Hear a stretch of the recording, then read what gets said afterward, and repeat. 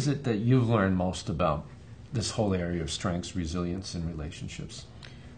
I don't think there's any question personally. What's been the most meaningful for me has been learning resilience thinking. I mean, you've heard me tell the story of kind of how I got hooked on all this. Yeah. My older son, Tyler, was a baseball player from the time he was 7 years old and through 2 years in college, loved it, played it. And I realized going through that he had a really good mental game. He could, in baseball you failed a lot. He could fail and then come back and perform. It didn't seem to affect him, and I was always kind of amazed about that. And I remember when I was first starting to read about this material before I was ever in the master's program, I was reading along and all of a sudden I remembered an event from Tyler's baseball career that made it all click for me. He was about 12 years old. He was playing the infield. He had a ball hit to him, hit the heel of his glove, came out, error on him, runner safe. And that's all I remember about that particular game. After the game, I asked him, I said, Tyler, what happened on that ball in the fourth inning? And he said, it hit the edge of the grass, took a bad hop. So grass, infield, dirt, path, that can happen, happens to major leaguers.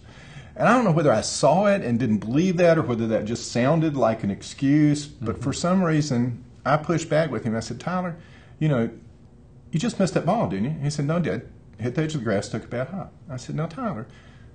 And what was not my best parenting moment or mental coaching moment, Tyler, your fielding skills aren't quite as good as your hitting and pitching skills. I said, you just missed that ball, didn't you? And he said, no, Dad, it hit the edge of the grass and took a bad hop.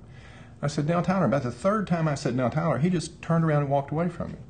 And in what was probably a good parenting and mental coaching moment, I let him go because I couldn't figure out why this kid that I knew would come back. We had a great mental game. It sounded to me sort of like he was making an excuse, Really? And so I got to think about that, and so I thought, well, I'm going to see what he'll say if I ask him about, working harder. And so I said, Tyler, a couple days later, we've worked on pitching, we've worked on hitting. I don't think we've never worked on fielding. I bet if I went out and hit you a bucket of balls and you practiced fielding them, you'd get to where you'd make plays you couldn't have made otherwise. Sure, let's go work. And he went and he worked, and that's the way he always was. So looking forward, he was always willing to put in the effort, try to get better. He thought he could become a better baseball player.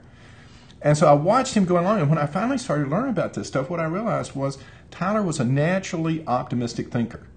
When things went wrong, everybody kind of gets a puzzled look at that. But when things go wrong, he would find the smallest, most narrow cause that had the least to do with anything else in his life, usually outside of himself, if possible.